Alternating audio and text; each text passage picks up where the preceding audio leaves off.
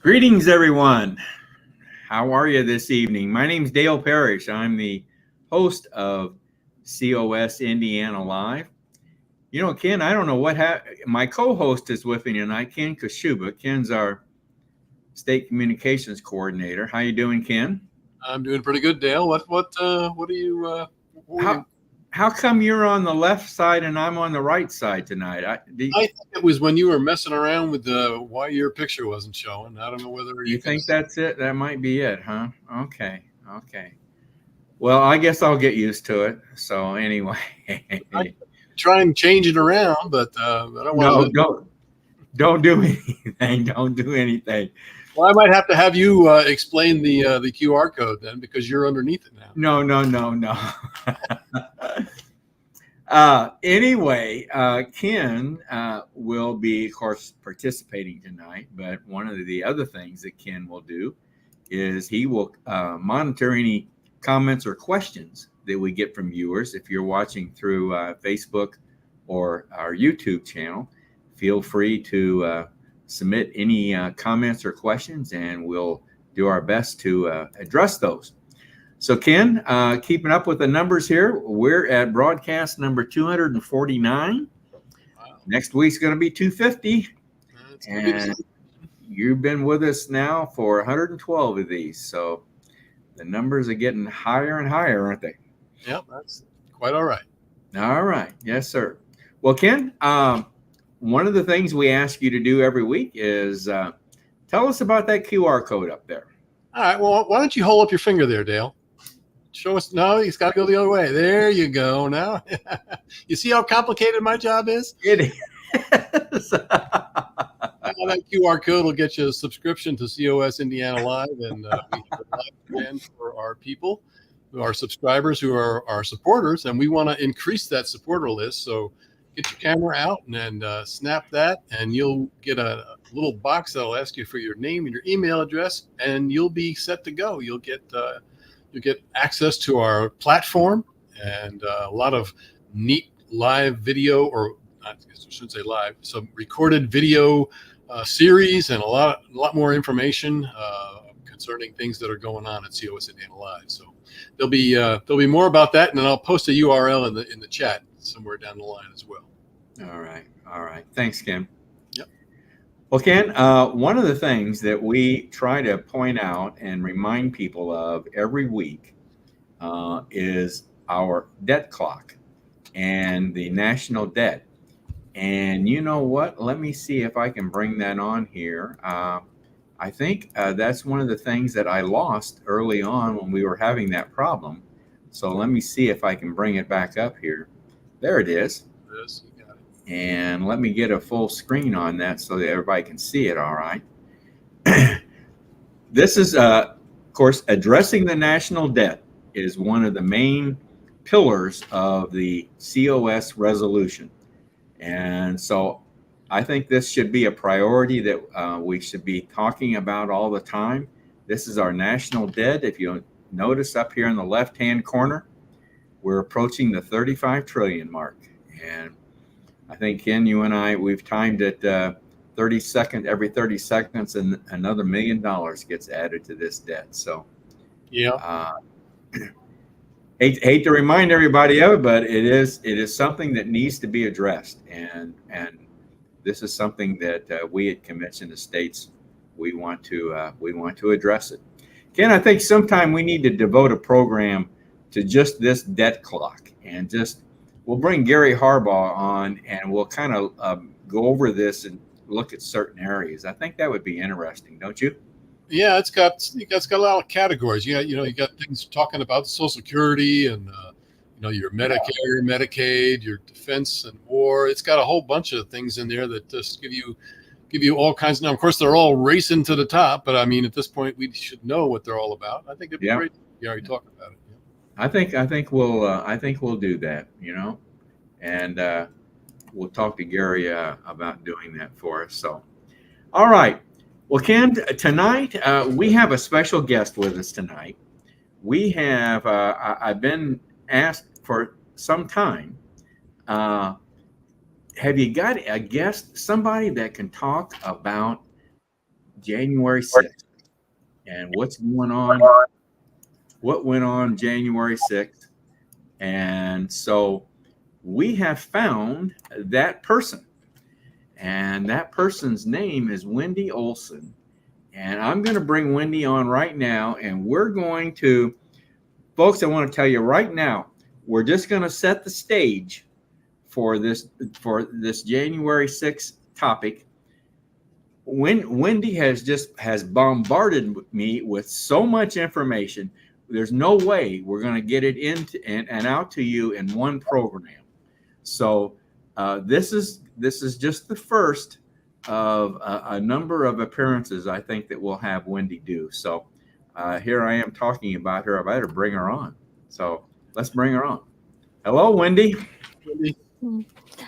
Hi, Dale. Hi, Ken. Thank you for having me here today. And thank you for having me here to speak on behalf of January 6th. It's a big interest to those who have not been keeping up with it. And I'm hoping to, like you said, we won't bring everybody up to everything today, but I hope we get everybody a good foundation. All right. Good deal. Good deal. Well, Wendy, you are a what we call what I'm going to call a J6 advocate.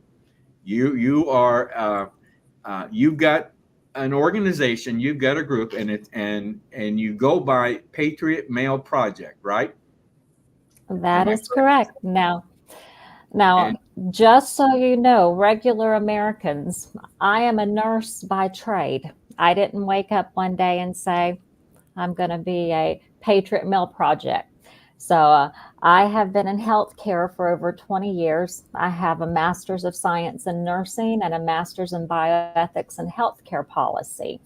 Okay. So when I went to school, I thought I was going to be sitting in Senate subcommittee hearings about medical issues. I did not think I would find myself one day being an advocate for a date called January 6, 2021. But here we are. Here we are. Okay. Now we're going to, in our interview tonight with Wendy, we're going to make some references. We're going to reference to some videos that I think everybody should see. We're going to reference some other websites that are I think important for viewers if you're interested to look at. I'm just going to name a couple here, and then I want to start out then with getting into your background, Wendy. So hold on here. This is another website that you recommended to me, stophate.com, right? Yes. And briefly, what is that about? StopHate.com was founded by Daniel Goodwin. He was a journalist that was actually there that day on January 6th, that's right, in the role of the journalism. So what few people do not know is that we do not have a freedom of the press. We have a selection of the press. There are a number of journalists that were arrested for filming that day. Some are still sitting in jail. Very good. Very good. Okay. See, folks, this is stuff I never knew that this information existed here.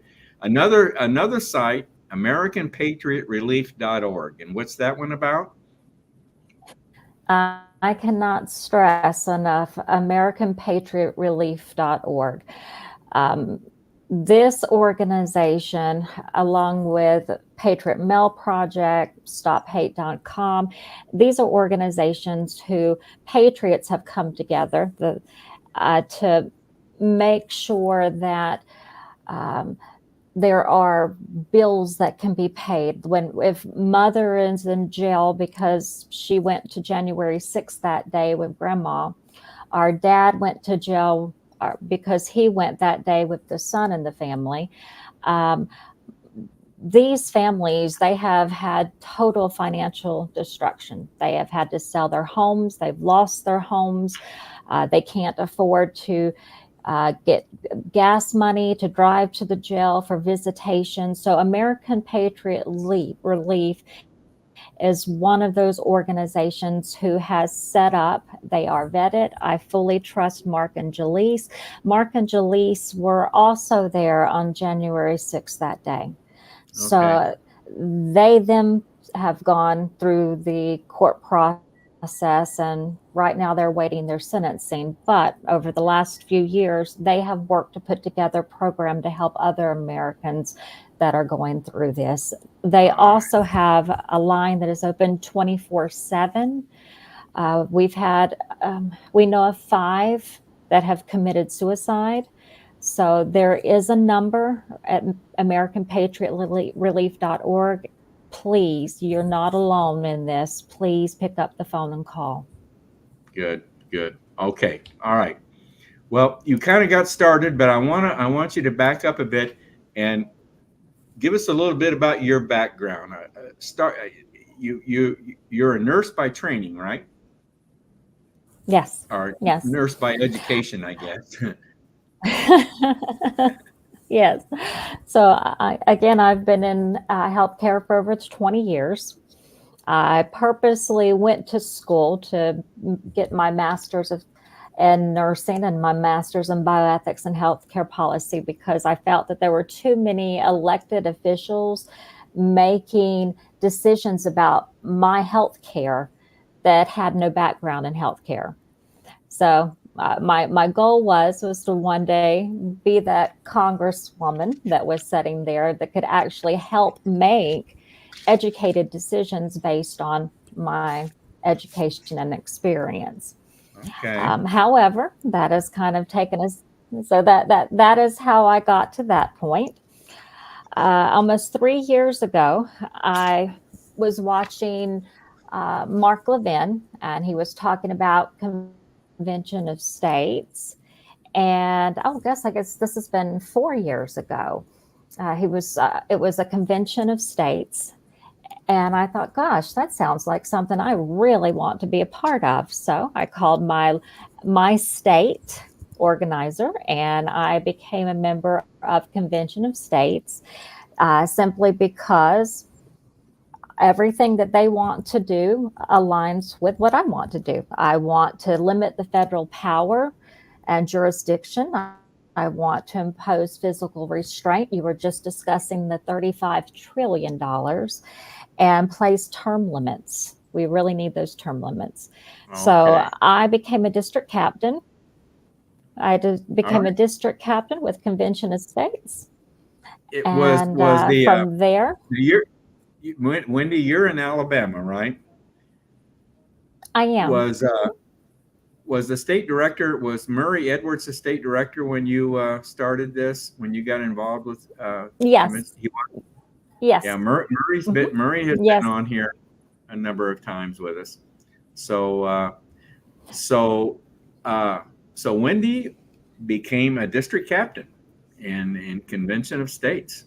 So how long did that last? I worked with Convention of States 1 full year going into the second, until I realized what was going on with January 6th. And then at that point, you have to triage the things in your life. I had to put my triage hat on. When I found out that innocent brothers and sisters, American brothers and sisters, were being denied due process, they were being physically, sexually assaulted in their homes, when 40 agents will come to a home at 4 a.m, just like we remember reading in the books of the Nazi Gestapo, kick down the front doors, and there's laser lights on all of their children. So I started hearing about what was going on, and I started with writing 36 letters, and then a week, and then all of a sudden 36 letters became 50 letters. And so I turned it into what I called the weekly letter from home. And then before The following week would be 70 letters, 75 the following, 100 letters a week, 150 a week. Now, were these letters 200 going a week. to, who were the letters going to? All of these letters were going to imprisoned political Okay. hostages from January 6th, and they ranged anywhere from ages 18 to 80.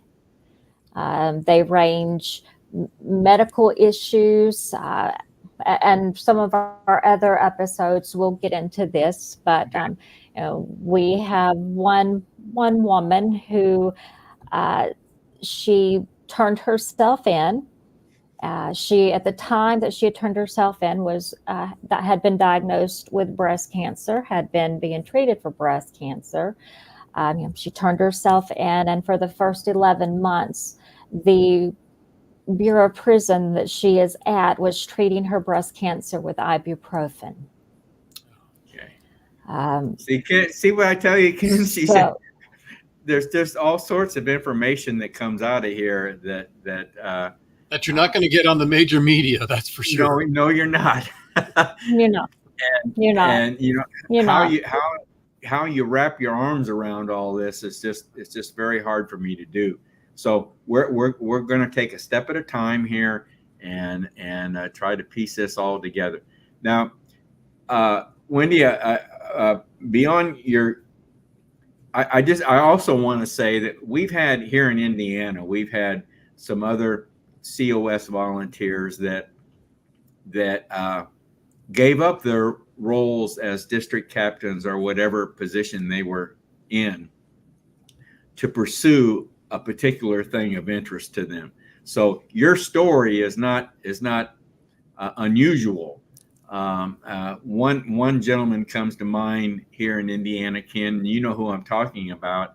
Yeah. He gave up the role as district captain to pursue the election integrity effort. So so I understand and I can relate to what you did there in pursuing the January 6th cause. Now, I understand you worked on some campaigns, right? Some major campaigns as well. Yes. I worked on, pleased to say, I worked on Donald Trump's 2020 campaign. And Alabama has what's called a Jumpstart crew. We were asked to go over to Georgia, and I worked on Herschel Walker's campaign, which was fantastic. Okay. Right. Yes. So but now wait a minute, Wendy. Both of those lost their election. What did you have something to do with that? I'm just kidding. I will say, when I turned my television off that night to go to bed, my candidates were winning by a huge number. Now. Yes, and that's going to be the next topic. That's going to be the next topic here, and that's we might as well jump right into that. Folks, in my opinion, this whole January 6th concept topic that we're talking about, you got to understand what happened in the election, because that's what this all came from, is the election and what happened on the election with the election of 2020. So, kind of, if you would, Wendy, kind of give, from your viewpoint, kind of give us a synopsis of what happened on election night 2020.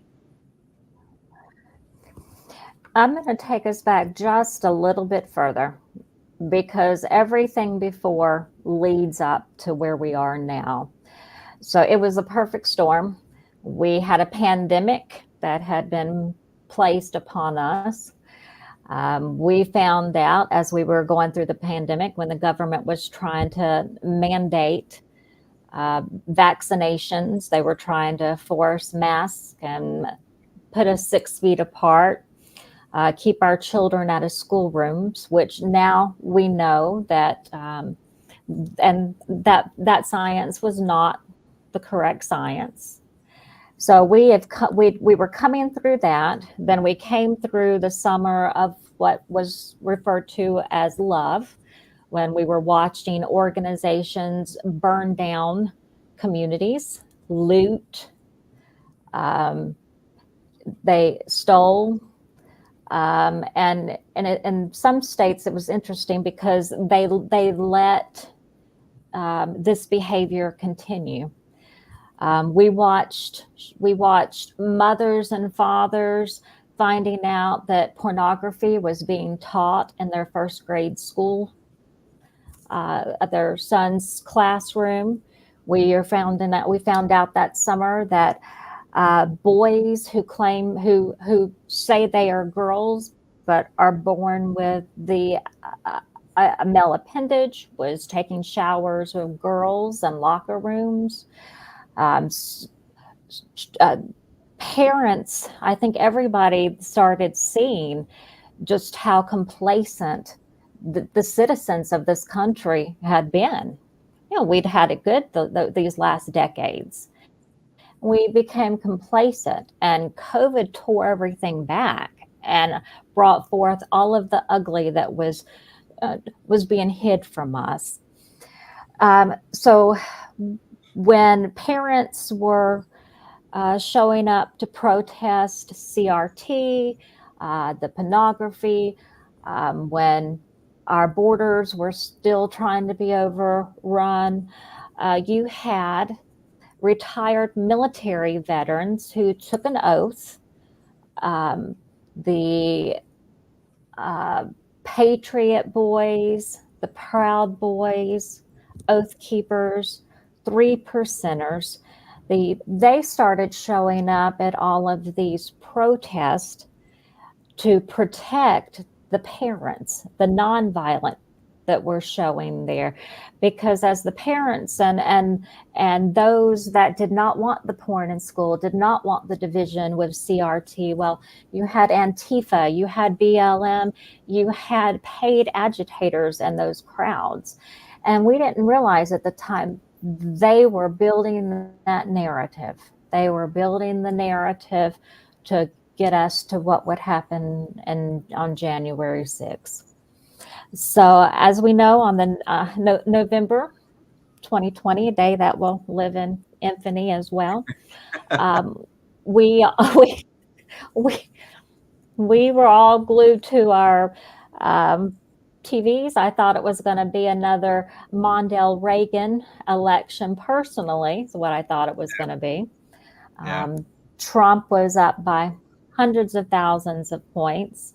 Biden was down by hundreds of thousands of points. So I felt comfortable going to bed. However, before we turned our TV off that night, though, we knew problems were coming, because all of a sudden at one place in Atlanta, one of the polling stations suddenly had said they had a issue with their water pipes and they had to close the building off for a few hours. They started in other polling sites closing the blinds so people could not look in. They were telling poll watchers they were not allowed to watch them. So we knew something was something. And of course, we woke up the next day and it was not Christmas Day. Santa left us a whole bunch of coal right there in our living room. And we were a dazed and confused country at that point. Everybody, there's no way. So January, we get ready for January 6th, and they were expecting a million more people to show up January 6th. There were individuals that were going to be given talks, speeches. Dr. Simone Gold, she was one of the front runners with American Frontline Doctors, that they came out and talked against the vaccine, how it's not safe for everyone to take. She was slated to talk that day on the ground. John Strand, who is a journalist, among other things. And I mention him because John Strand is now in solitary confinement. He was hired to be there that day to be her security protection, because we knew Okay, hold Antifa on, would Wendy. be there. Hold on, Yeah. Wendy. I want before you get further on this, I want to mention something here. Uh, Mhm. Before I leave this topic, election night 2020, there's a Okay. video that I want to recommend to everyone, and that it's a documentary, "Let My People Go" by Professor David Clements. Um, and again, Wendy brought this to my attention, and I watched this. It's an excellent documentary. It goes it goes through all the election problems that have been uncovered, and then also covers January 6th. But it's an excellent documentary to once again remind you of all the things that went wrong in the election that led up to January 6th, along with the other things that Wendy has mentioned. Now, let's get Yes. into January 6th. We are on January 6th, and okay, I'm take it away from there, Wendy. What? Okay. And I will say that Professor Clements, he and I've had an opportunity. We've kind of, because of everything right now, everything that we're going through right now is because of the lack of election integrity that we had in the 2020. And David Clements is like Noah. Moses. He goes from one end of the country to the other, He does. educating people. He I can't say enough my respect for David Clements. But here we go. We are January 6th, 2021. We have millions of people that showed up in Washington, D.C. that day. I'm told that it was beautiful for many that were there. They have had some people tell me that it was just like kind of like they would picture heaven being. It wasn't a race. It wasn't a male or female. It wasn't American or Spanish or these were Americans. You had over 1 million Americans come and peacefully want to protest the right that our Constitution gives us. That day, people brought music instruments. They were singing gospel songs. They were preaching. They were praying with each other. Um, it was beautiful. And then all of a sudden, it became horrific. So um, we have been trying for the last since January 6th to get all of the 40,000 plus hours released from the Capitol, from Congress, because we have individuals that are in jail. Right now, we currently have almost 1,500 Americans that have been arrested for attending January 6th. They need what's in those videos to help get them out of jail, to So help exonerate them. that has not been released yet. Are you saying, right? Those videos No, that um, some ha- some has been released, but the January 6th group, they McCarthy promised when he was Speaker of the House, he would release them all. Johnson, Comer. I had hoped Matt Gaetz would Matt Gaetz at some point was very supportive of the January Sixers.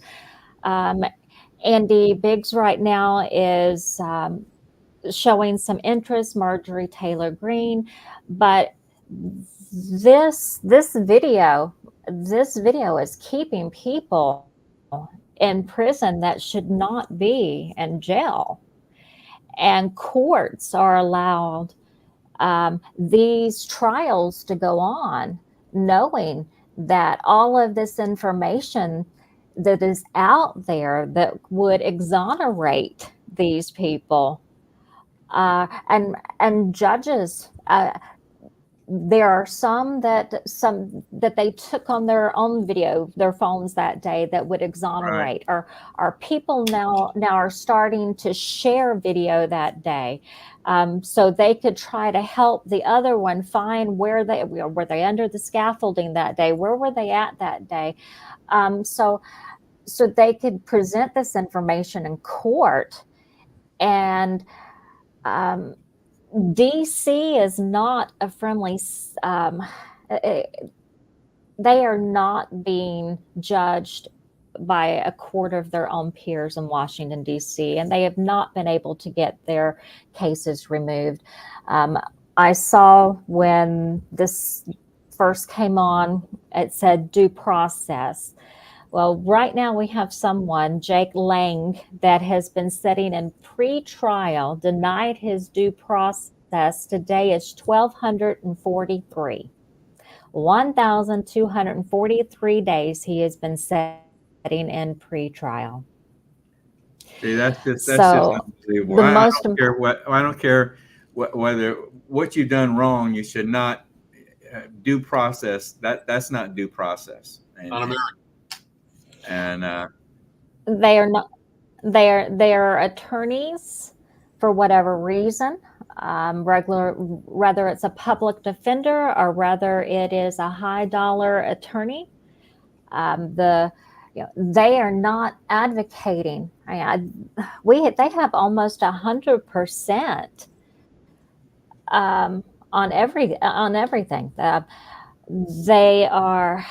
The enhancements has been interesting. So we have some that have had, after a plea deal was made, because their attorneys are telling the Department of Justice is telling the J6 attorneys, if you don't take a plea, we're going to ask for 8 years. You're going to be domestic terrorist. We're going to enhance it.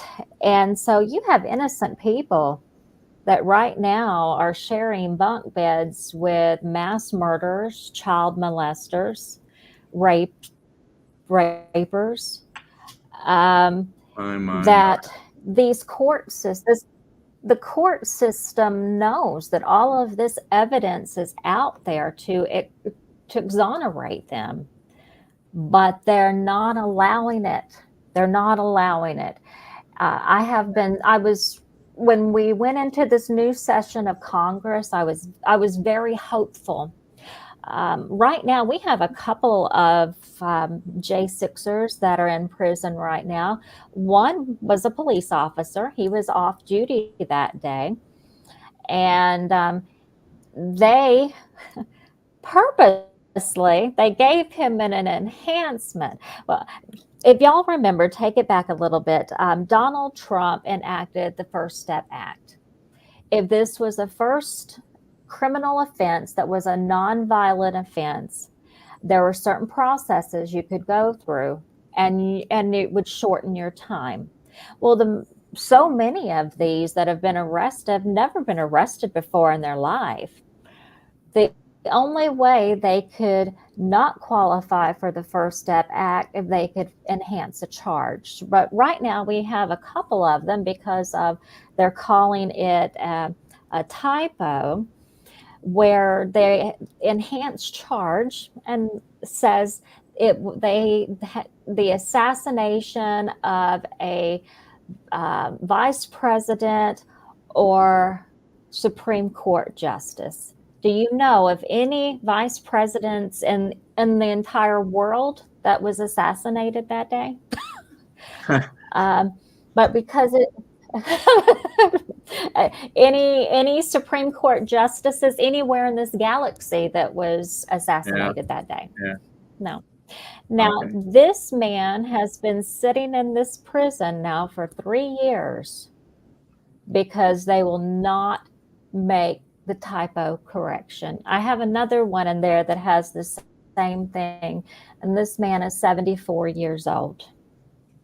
All right, folks. These are the kind of stories. Wendy's got tons of them. Okay, and we're going to get into some of these stories as time goes on. But I want for today, I want to move on now. I also want to point out another documentary, and that's January 6th, A True Timeline by A.G. Fisher. This is a documentary that takes you through what happened on January 6th, and it's a timeline. This is what happened at this point in time. This is what happened at this point in time, right on through that whole day on January 6th. And you'll see when you watch this documentary that things were happening that most people didn't know about, and going on at the same time that other things are going on. So very, very interesting.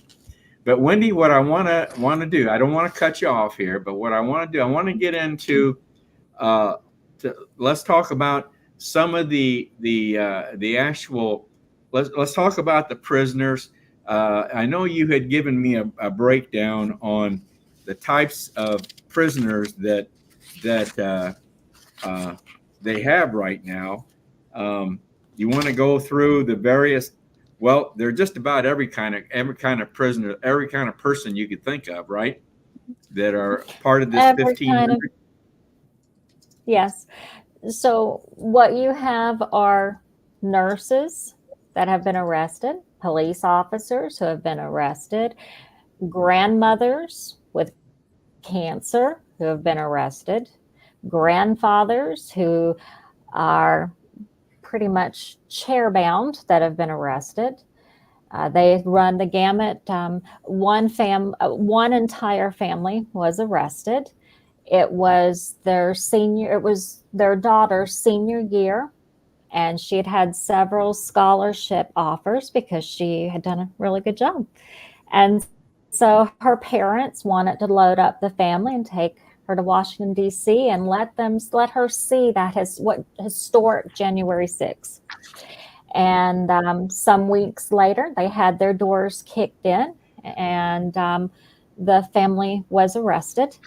She was a senior in high school, and before any sentencing, she had scholarships to the University of Texas, and she lost all of her scholarships. What a shame. What a shame. So we have whole families. My goodness. Well, I'm sorry. I wanted to get into some more detail here with these job statistics, and let's talk about arrest by state. And this is another website that Wendy has showed me, has pointed out to me, called American Gulag, AmericanGulag.org. And this website, am I right, Wendy, tells you by state the people that have been arrested, right? Yeah. Yes, you will know, and their names, Okay. who has been arrested and how many in your state. Patriot Mail Project does the same. But yes, and American Gulag, they have what's their first book called The Chronicles. If you buy this book, every dime goes to a program that helps with commissary for the J6ers. Okay. So yes. So what you'll do in that book, you will read letters from J6ers. You will see pictures from J6ers. So this was what they could do to try to create some type of money to help their families. All right. We have families selling T-shirts and honey, and it's what people don't understand as well is that we have children right now living with their grandparents because their parents are in jail. We have children that have, And that's what they don't see. And this is why this is so important. These are not just names. I want everybody who can hear my voice, go on these sites. We have given you pictures, family pictures of them, what their hobbies are, what they were doing, what their life was before January 6th, before they were fired upon by their own government. All right, we're in Indiana right now, and you've identified for us that there are 17 individuals currently prisoned. Am I right? From Indiana. Yeah, they are 17 that have been arrested from Indiana. Yes. Okay.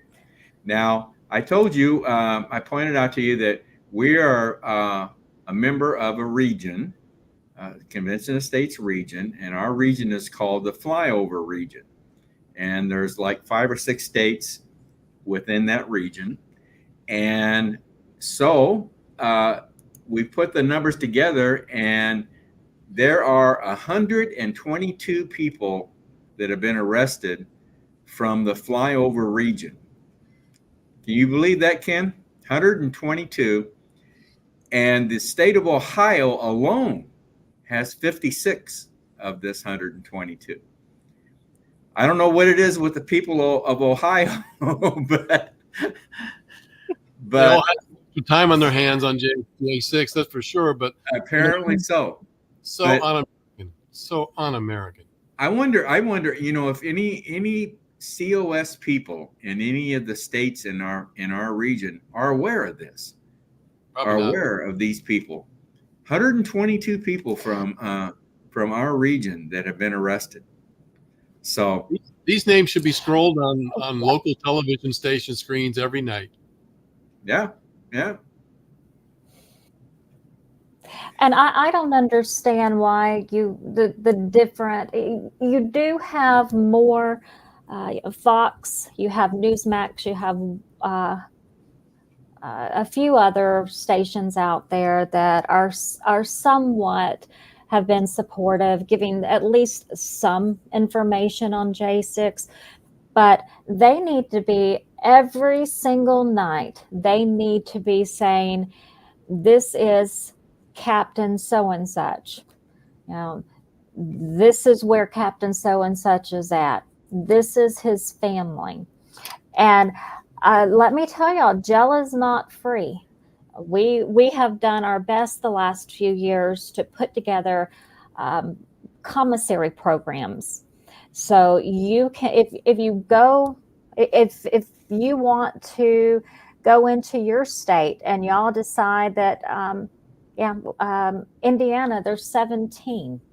Maybe y'all have enough in your state that one of y'all want to help with commissary, because the majority of the time with these, the breadwinner in the family has been arrested.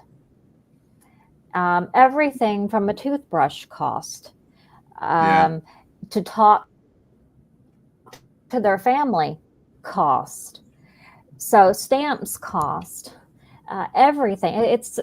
It's not what three hots and a cot's what I was raised. That is not what it is. These prisons, I have found out, are owned by private companies. And so we have some prisons that may go days without hot water or days without heat when it's 0 degrees outside.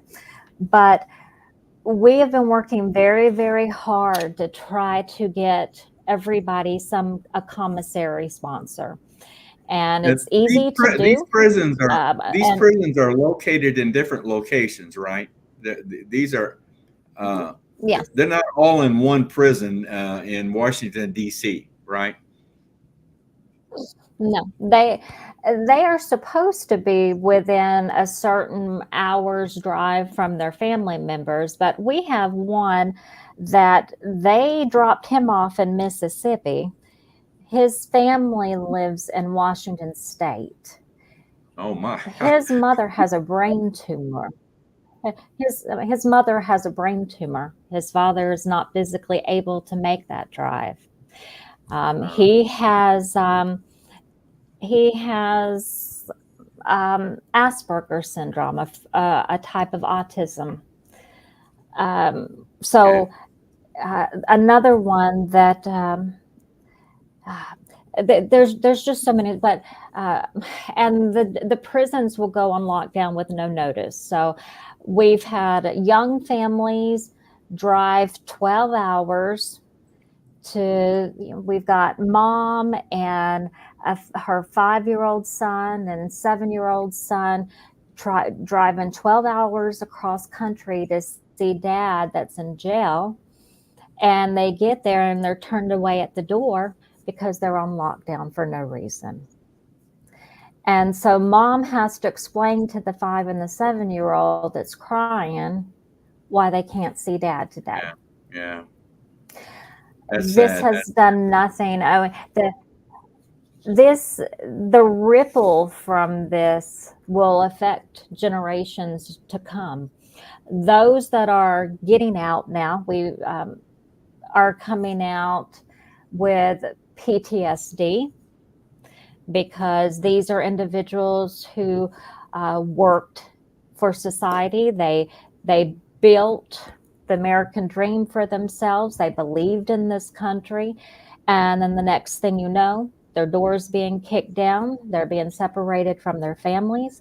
I have one that he self-surrendered for 80 another lack of due process. The BOP, Department of Justice, had him in the system 83 days. His family did not know where he was at. 83 days. But we have people that are going to be coming out with, that I'm seeing now with PTSD. Ken, imagine that now the FBI has just kicked in your door and they are hauling you to a prison, and they are going to put you in a one room with a bunk with a man that is in there for murdering 5 people. How well do you think that's going to psychologically affect you? Wow. Shout out to West Virginia. We have 4 women in a West Virginia prison right now who are having to share rooms with men that identify as women. Wow. So, they're walking, and the men that yes. I'm sorry. So please, I need everybody to educate themselves. This is a very, very important election that is coming up. I need everybody to get off their complacency couch, and they need to get up and they need to do something, because there's not enough of us right now. There is not enough of us. And I have an obligation to the people before me that went off and died and paid the ultimate price so I could live under a flag of freedom. I have an obligation now to stand on that wall any way I can do it, to make sure that the generations that come after me are able to live underneath that same flag of freedom. Very well said. Very well said. Well, listen, we got to wrap it up here, Wendy. I do want to mention that you've said that we might have an opportunity to actually record a telephone call from some of these prisoners.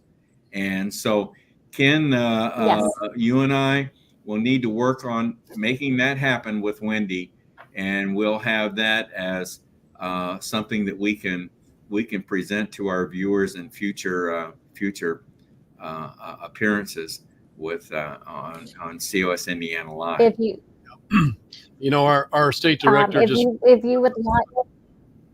I'm sorry. Wait, go ahead, Ken. I was going to say our state director.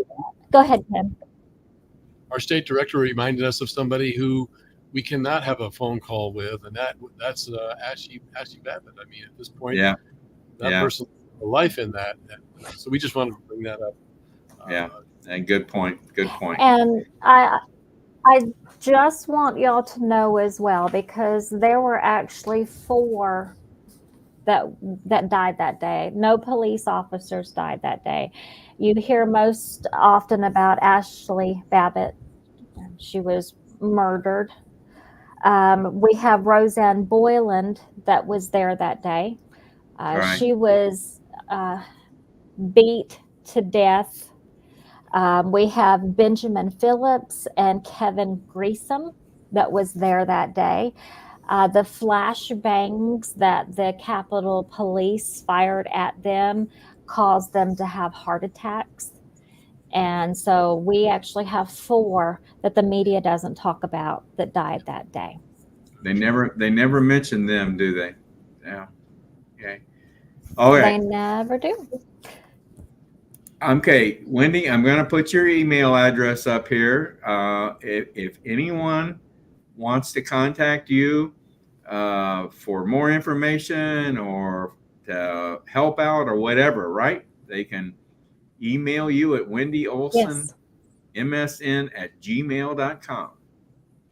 All right, Wendy Olson. And if your listeners are interested, so I work in relation, we parallel each other, Dr. Clements. And so, like I said, he's like the Moses of election integrity. So if COS would like to have him on here, I'm sure he would be delighted, because a lot of people ask, well, what can I do?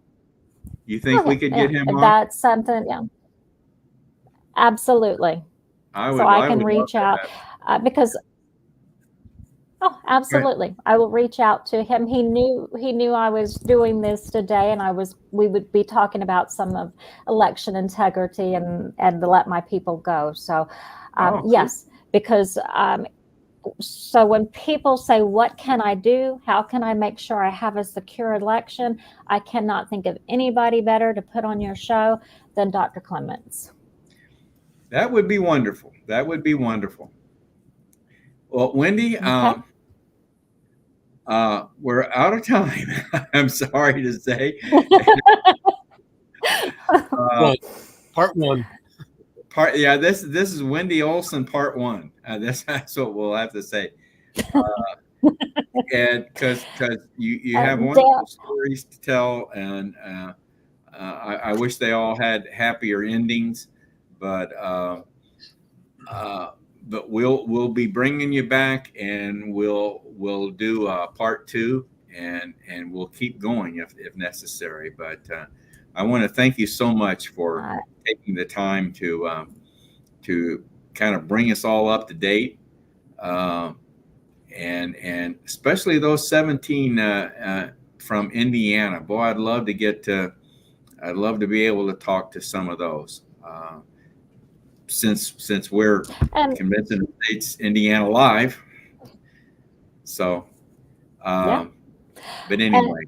And this, all the thousands and thousands of letters I've sent out to all of them, I always end every letter with one nation under God, indivisible, with liberty and justice for all.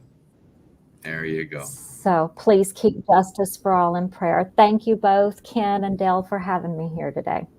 Thank you, Wendy. Thank you very much. Stay strong. Whoa, boy. See, what did I tell you, Ken? She's got so much information. It's hard getting it down into a set time there. So there's so much that is unknown, Dale. And again, it's to have somebody that has basically dedicated her life, and at this point put her career on hold because sees the injustice in this, and we really, we have a tendency to have these splash of news, items that 24 hours it's gone, and people forget that these people are in jail, and some of them have never even been in a courtroom yet. It's disgusting. It is. And Wendy has assured me, I haven't heard this said, but she claims that it is true, that Trump has said that if he's elected, that he's going to pardon these people, or he's going to take care of it. So certainly that's something to look forward to. So, if you had one reason to vote, that would be it. There you go. That's right. That's right. Okay. She's a wonderful resource, and look forward to having her on again. So, all right, let's talk about some upcoming shows. Our next broadcast is going to be our roundtable on June 24th. That's next Monday, and this is going to be a good one. This is going to be a good one. The topic is a travesty of justice. I wonder what John's talking about there. Do you have any idea what that might be? No, I John's got one of these up his sleeve, and at this point, I think you're just gonna have to tune in to find out. Yeah. I got a good hunch as to what this is about, but a travesty of justice. I think that'll be very, very interesting. So, our host, of course, is John Ackerman for that evening. So, we want to tune in to our next roundtable, June 24th. And I might also mention that will be our 250th broadcast. So we'll congratulate each other for that. That is 250. So kind of a milestone number that we wanted to get to. All right. So beyond then, June 24th is then we have our next live broadcast, regular broadcast, I guess we might want to say, will be July 1. And we're bringing back Natalie Forbing, who's the director for Moms for Liberty here in the county that I live in here in Indiana, Allen County. And Natalie is going to talk about Title IX and the changes that have been proposed for to Title IX. I guess this is this is all about women's sports and all the terrible things that they're trying to do, and then, so Moms for Liberty is they're hot after this. So we'll have Natalie come on and bring us up to date on that. So that will be if with all that mentioned, if you don't have if there's not enough there already to get yourself off your couch and involved in some way, I mean, I don't know what else it's going to take, honestly. I don't know either. And I just want to also mention that we got our last podcast, episode number 14, available now on COS Indiana Live Voices. That's Debbie Stewart. It was our guest for episode 14. I've also, and that can be found on Spotify.com. I've also, our next guest is going to be Tim Heidenreich, and Tim has agreed to be our next guest on COS Indiana Live Voices. So you'll want to look forward to learning more about Tim. Well, Ken, I want to close out our broadcast this evening with another episode from John Ackerman and COS Basics. This is a new series that John has started for us, COS Basics. And this is episode number 6, and it's about our Judeo-Christian values here at Convention of States. So, Ken, once the video is over, then we'll automatically sign off for this evening. So I want to thank everyone for watching tonight. I hope you've enjoyed this. This has, I think, been a very good topic for us tonight. Very interesting topic. So I'd say for those that did watch, or those that do end up watching this on the recorded version, share it. More people got to hear about it. Yeah, agree. So we will play the COS Basics video and then sign off. So thanks everyone for tuning in. Have a good evening.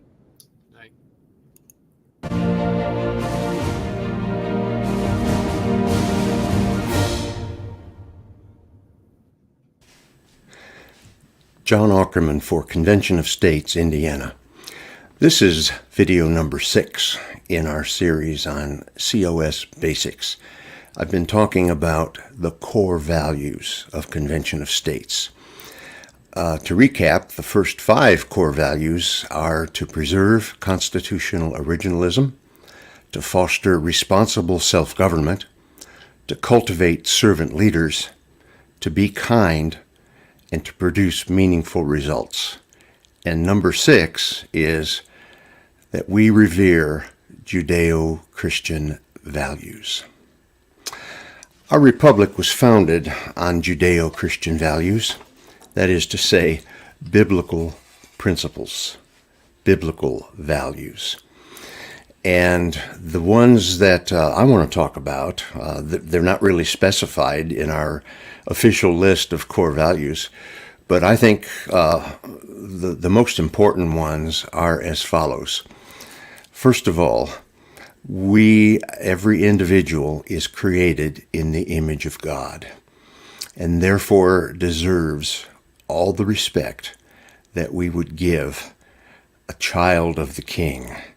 And you wouldn't mistreat the child of a king, especially the King of the universe. We realize and act on the truth that every individual is created in God's image. Second Judeo-Christian value is that every person is endowed by the Creator with inalienable rights. And among these rights are life, liberty, and the pursuit of happiness. Thomas Jefferson wrote about that in the Declaration of Independence, and we've all memorized that. But what did pursuit of happiness mean in 1776 when Jefferson wrote those words? The phrase, in 18th century understanding, actually meant the pursuit of a meaningful life. Now, today in 21st century America, we think of happiness as, taking vacations, taking cruises, doing all the things you want, good health, good luck, winning the lottery. All those things contribute to contemporary happiness. But in the 18th century, the pursuit of happiness meant the pursuit of a meaningful life, a life that provides you with a sense of satisfaction that what you are doing is worth living for. And then the next Judeo-Christian value is that the purpose of government, of the people, by the people, and for the people, is to secure those rights. Government does not exist to lord it over us, or to micromanage our lives, or to tell us what we can do and what we can't do in every circumstance of life. The purpose of government, when government is of the people, by the people, and for the people, in the great words of Abraham Lincoln, the purpose of that government is to secure those rights. And so we in Convention of States revere Judeo-Christian values.